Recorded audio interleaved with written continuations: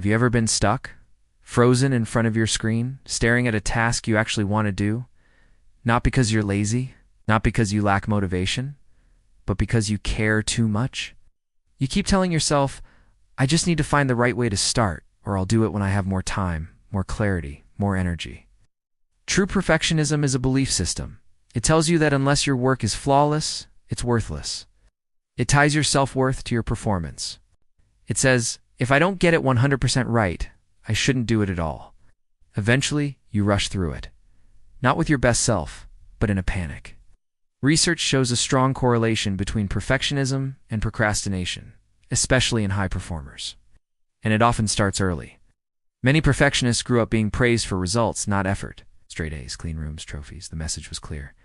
You are valuable when you perform well, not when you try, not when you fail, not when you're in process, but just when you succeed. Share something before it's ready. Speak up before your thoughts are fully formed. Launch the beta version. Publish the draft. When something feels overwhelming, your brain sees it as a threat, so reduce it. Don't say write the whole article.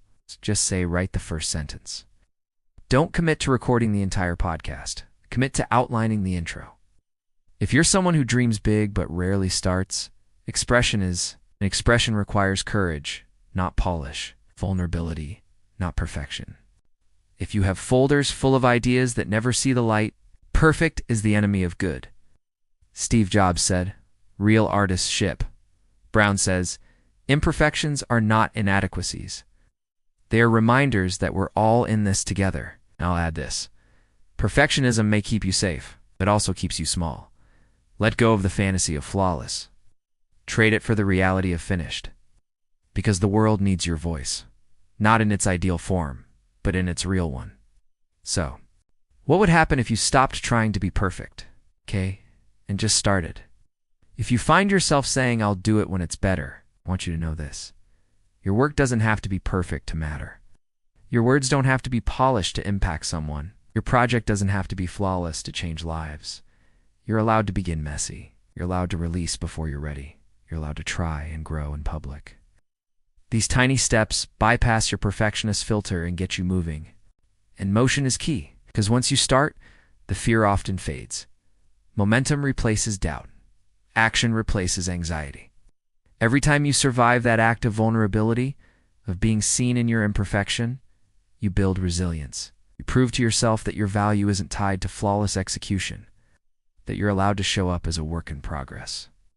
Add to that a culture of comparison, social media feeds full of flawless projects, perfect lives, curated success stories, and you start to internalize the belief that if your work isn't amazing, you shouldn't show it at all. Let me say that again. Your worth is not a reflection of your work. Perfectionism is often maintained by invisible scripts. I must not fail. If I make a mistake, people will judge me.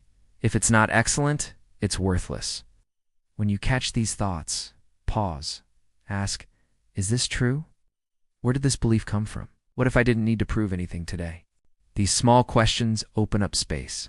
They let you move from reaction to reflection, and from paralysis to power. You can create something flawed and still be brilliant. You can release something that doesn't go viral and still be talented. You can finish something that doesn't turn out as you imagined and still be worthy. The more you practice this separation, the freer you become. You stop needing every task to validate your existence. You start allowing your creativity to flow, without pressure, without fear. The result? The outcome feels mediocre. And instead of acknowledging the impact of the delay, you blame yourself for being incapable. That guilt reinforces your perfectionism. And next time the stakes feel even higher, you swear you'll do better. You make promises to yourself, but the cycle repeats. You remain stuck in the same loop, caught between your standards and your fears. This makes mistakes feel like personal failures, not just in the work, but in you. And here's the twist. Perfectionists don't actually believe they are perfect. Perfectionists can be high achievers, detailed thinkers, meticulous editors, driven workers.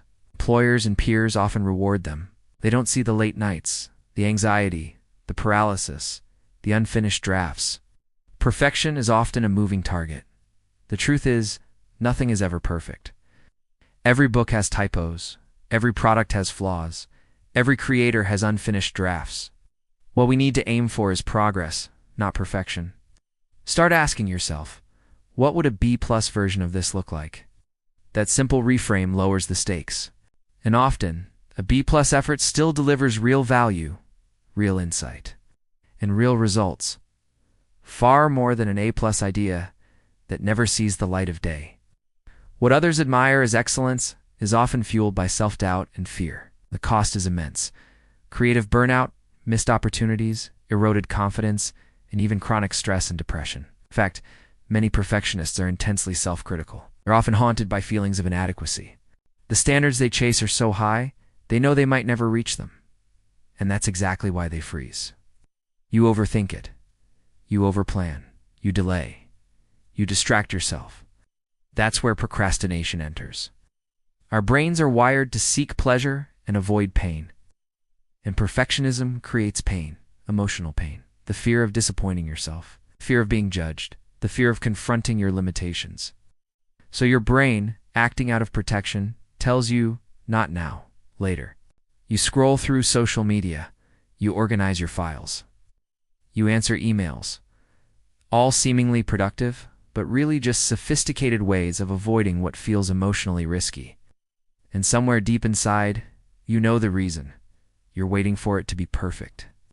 That's not procrastination caused by laziness. That's perfectionism in disguise. You are not putting things off because you don't want to do them. You're putting them off because you want to do them flawlessly. And that's where the paradox begins. This is what we call the perfectionism procrastination paradox, a psychological loop where your desire to do something perfectly stops you from doing it at all. It feels like your brain is split in two. One part is deeply ambitious and idealistic. It wants to excel, to impress, to get it right.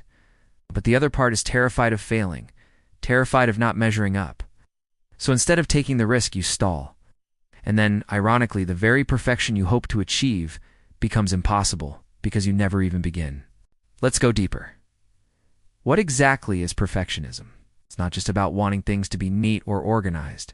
Now, layer on top of that the very real human instinct to avoid discomfort. This creates a vicious cycle. You delay because the task feels overwhelming. Then, as the deadline approaches, anxiety builds. Now, if this sounds painfully familiar, you're not alone. What makes this paradox even harder is that perfectionism often looks good on the outside. So how do we escape this trap? How do we break the perfectionism procrastination loop and reclaim our ability to act, to express, to create without fear? It starts with redefining what success looks like, instead of thinking in extremes. Perfect or failure. We need to embrace the idea of good enough. Next, practice imperfect action. This is one of the most effective ways to retrain your nervous system. Another powerful strategy is to break big tasks into microtasks. It also helps to separate identity from outcome. Your worth is not a reflection of your work.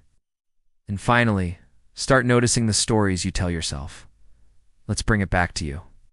Because perfection isn't the goal, Voltaire said.